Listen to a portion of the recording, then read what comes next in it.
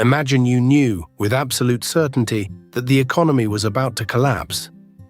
Not a guess, a certainty. 7 years of boom, and then 7 years of total ruin. What would you do with that information? 3,000 years before Wall Street, before central banks, before the word investor even existed, one man was handed exactly that knowledge.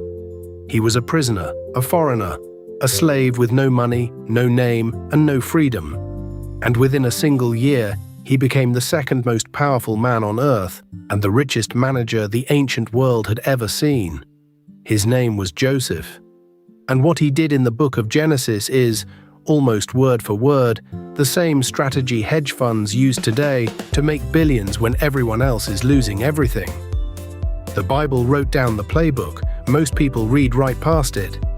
By the end of this video, you'll know the 4 exact moves Joseph made and how to run the same system on your own money, your own business, and the next crisis that is already on its way. Stay with me. Move number 3 is the one almost nobody has the discipline to do. Egypt, the richest civilization on the planet. And Pharaoh, the most powerful man alive, wakes up shaking from a dream he cannot understand. 7 healthy cows, fat and strong, come up out of the Nile, and then 7 thin, sickly cows come up after them and swallow the healthy ones whole. Then a second dream, 7 full heads of grain and 7 withered heads that devour them. Pharaoh calls every wise man, every magician, every advisor in Egypt. Not one of them can tell him what it means. The smartest people in the most advanced empire on earth, completely blind. And this is the first lesson, before Joseph even speaks. The most valuable thing in any economy is not money. It is accurate information about the future. Everyone in that room had access to the same dream.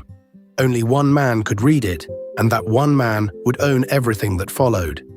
They pulled Joseph out of a dungeon. He has been forgotten there for years, betrayed by his brothers, sold, falsely accused, imprisoned. By every worldly measure, his life is over, and the first thing out of his mouth in front of the king is this: "It is not in me.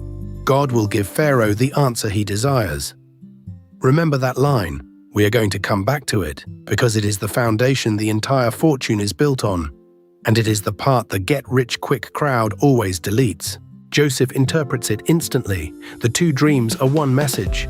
7 years of abundance are coming, and then 7 years of famine so severe the abundance will be forgotten. Boom, then bust, now stop.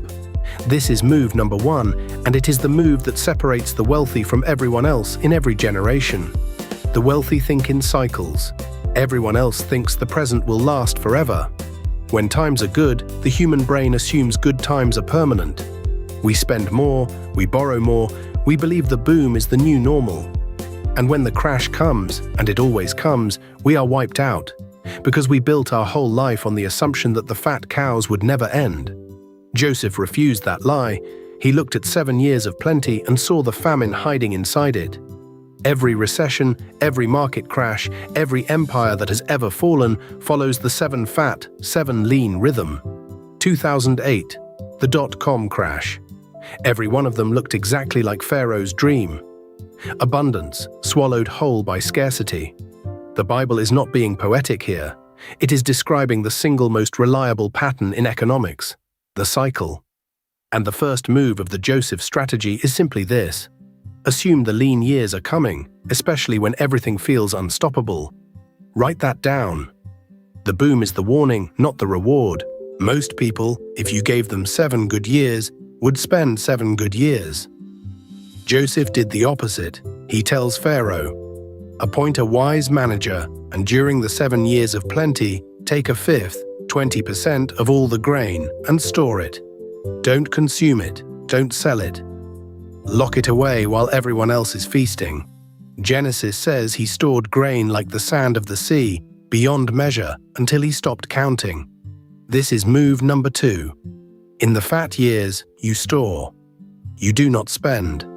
And notice the number, a fifth. 20%, 3,000 years before any financial advisor told you to save 20% of your income, the Bible put the exact figure in writing. Here is what nobody tells you about this part. Storing in the fat years feels insane while you are doing it. Everyone around Joseph was rich. The harvests were overflowing. Saving a fifth when you are drowning in abundance looks like paranoia. It looks like you are missing the party. That feeling, that fear of missing out while you quietly build your reserve, is the price of admission to the Joseph strategy. The discipline is not hard because the math is hard. It is hard because everyone you know is telling you to spend. The famine does not ask if you are ready.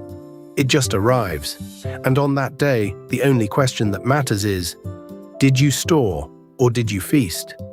So ask yourself honestly, right now, are you in your fat years or your lean years? Because if you can't tell, you are almost certainly in the fat years. And the clock is already running. Now the famine hits. And this is move number 3, the one I told you almost nobody has the discipline to do. The 7 lean years arrive exactly as Joseph said, and the famine is not just in Egypt, it is over all the face of the earth. Every surrounding nation is starving, and who has all the grain? One man, the one who stored it while everyone else feasted. Read what Genesis actually says happens next. The people come to Joseph with money, and he sells them grain. When their money runs out, they come with their livestock, and he trades grain for all the livestock of Egypt. When the livestock is gone, they come and offer their land and finally themselves. By the end of the famine, Joseph has acquired all the money, all the cattle, and all the land of Egypt for Pharaoh. This is the move. When everyone else is panicking and selling, the prepared buyer acquires everything at the price of survival. This is exactly what the great investors do in every crash. When the market collapses and the crowd is dumping assets to survive, the one who stored cash in the fat years walks in and buys companies, property, ownership for pennies. Warren Buffett's most famous line, "Be greedy when others are fearful," is a 4,000-year-old footnote to Genesis 41. Now a hard truth, because I am not going to sell you a fantasy. There is a heavy moral weight in this chapter. Joseph's grain saved millions of lives, but it also transferred almost everything in Egypt into Pharaoh's hands. And that is the warning built into the blueprint. This kind of power can feed a nation, or it can enslave one. The difference is who is holding it and why. Which is exactly why move number 4 exists, and why without it, the whole strategy turns poisonous. Years later, Joseph's brothers, the ones who sold him into slavery, come to Egypt begging for food. They don't recognize him. He holds the power of life and death over them. Every instinct says revenge. Instead, he says the line that the entire fortune was secretly built on. You intended to harm me, but God intended it for good, to accomplish what is now being done, the saving of many lives. This is move number 4, and it is the one the get-rich crowd always edits out. The wealth was never the goal, it was the tool. The goal was the saving of many lives. Go back to the very beginning. It is not in me. God will give the answer. Joseph never once believed the fortune was his. He was a steward, not an owner.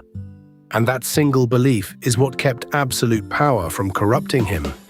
The same grain that could have made him a tyrant made him a savior, because he never mistook the tool for the purpose. And here is the part that matters for you. The first 3 moves: read the cycle, store in the fat years, buy when others panic. Those are mechanics. Anyone can run them. A thief can run them. It is the 4th move that decides whether your wealth builds something or eats you alive. Money built to serve a purpose beyond yourself tends to last for generations. Money built only for itself tends to destroy the person holding it. The Bible put both outcomes in the same story, on purpose. So here is the Joseph strategy, the first hedge fund in recorded history, straight out of Genesis 41. 1. Read the cycle. Assume the lean years are coming, especially when everything feels unstoppable. The boom is the warning. 2. Store in the fat years. Lock away a fifth while everyone else is feasting. The discipline feels insane, right up until the day it saves your life. 3. Buy when others panic. The prepared buyer acquires what the fearful crowd is forced to sell. 4. Anchor it to a purpose bigger than yourself, or the power you build will turn on you. Joseph went from a forgotten prisoner to the richest steward in the ancient world in a single year. Not by luck, but by a system God wrote down for anyone willing to read it. This is episode 1 of The Ancient Founders, where we decode the men and women God made rich, one founder at a time. Next, we open the vault on King Solomon, the man who ran a billion-dollar luxury empire and left the blueprint in plain sight. Tell me in the comments, which of the 4 moves is hardest for you to actually do? I read everyone. Subscribe and let's uncover the next fortune together.